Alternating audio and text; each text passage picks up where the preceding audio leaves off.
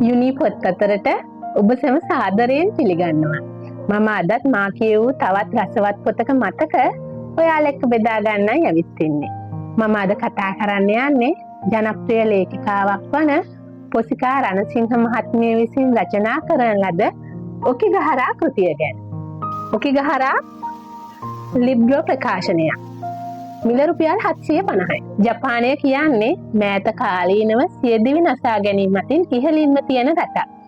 මෙන්න මේ ජපානය තුළ මේ සියදිවි නසා ගැනීම වලට සුප්‍රසිද්ධ ස්ථානයක් තමයි ඔකිගහරා වනාන්තරය. පූජි ගිනිකන්ද ආශ්‍රිතව තියෙන මේ ඔකිගහරා වනාන්තරය සුන්දර මෙන්ම භයංකාර මරණීය වනාන්තරයේ විදිහට තමයි ලෝකයේ පුරා ප්‍රසිද්ධ වෙලා තියෙන්නේ. මේ වනාන්තරය තුළට ගිය බොහෝ දෙනෙක් අතහැර ගිය බොහෝ බඩු භාණ්ඩ ඔවුන් යලු නොපෙමිණි බවට සාක්ෂි දරනවා.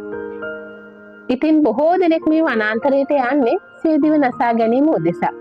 ඒ නිසාම මේ වනාන්තරයේ එක් කලාපයක් තහනම් කලාපයේ විදිහට නම් කරලා තියෙනවා. පැරණි මිත්‍යා කතා වගේම ජනප්‍රවාද ආభాෂයෙන් ගොඩනගන ලද ප්‍රබන්ධයක් තමයි මේ ඔකිගහරා කෘතිය ඇතුලේ ලියවිලා තියෙන්නේ.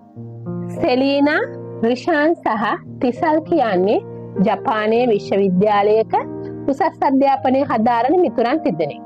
මොවුන් තිදෙනා ඔකිගහරා වනාන්තරයට යන්නේ සෙලීනාගේ දැඩි ඉල්ලීමත් බලකිරීමත් මත.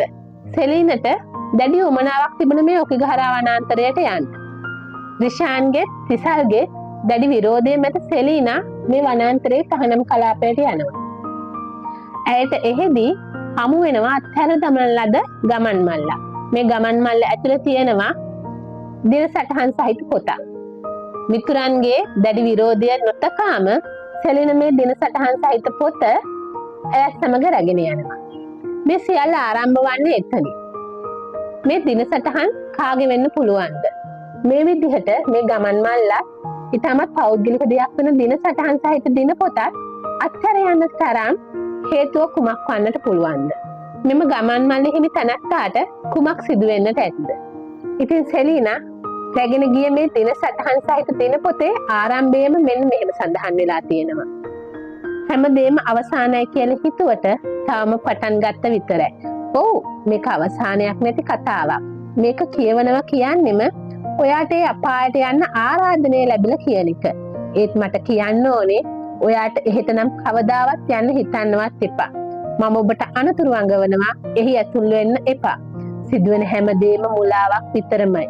මතක තියාගන්න. ඔයා ගියොත් ඔයාව මුලා කරලා අතරමං කරලා දාවි. ඉතින් මේ දින පොතේ ආරම්භයෙන් මේ විදිහේ සටහනක් තියන්නට හේතුණු කාරණා මොකක් වෙන්න පුළුවන්ද?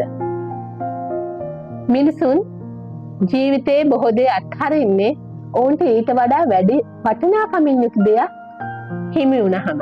නමුත් මිනිසුන් ජීවිතය අත්හරින්නේ ඔවුන්ට හිමිව තිබුණු වටිනාම සියල්ල අහිමි වෙලා ගියහම. ඉතින් මිත්‍යාවක් මුලාවක් පසුපස ගිහිල්ලා තමන්ගේ ජීවිතේ වටිනාම දේවල් අහිමි කරගත්ත මිනිස්සු ගන්න අවසන් තීරණය මොකක් වෙන්න පුළුවන්ද? මේ ඔකිගහරා රචනා කිරීමේදී ලේඛිකාව ඉතාමත් උනන්දුවෙන් පැරණි ජනප්‍රවාද ඒ වගේම ජපානයේ යම් යම් ස්ථාන ගැන අධ්‍යයනය කරපු බව හැඟෙනවා. මිත්‍යාවත් ජනප්‍රවාදත් අනලා ගොඩනගන ලද මේ කෘතිය හරිම ගුප්ත එකක්. ඔකිගහරා කියන්නේ කුතුහලයේ පිරුණු අද්භූත බව පිරුණු කෘතියක්. වේගවත් ගලා යාමක් ඇති උද්‍යෝගයෙන් කියවිය හැකි කෘතියක් තමයි ඔකිගහරා කියන්නේ. මේ කෘතිය ලියවිලා තියෙන්නේ කතෘගේ කෝණයෙන් වගේම මේ දින සටහන්හි හිමිකාරයාගේ කෝණයෙන්. ලිඛිත භාෂාවත් වාචික භාෂාවත් මුසු වෙලා තිබීම යම් ගැටලු සහගත බවක් දැක්වුවත් මේ කෘතිය රස විඳින්නට නම් ඒ කිසිසේත්ම බාධාවක් වෙන්නේ නැහැ.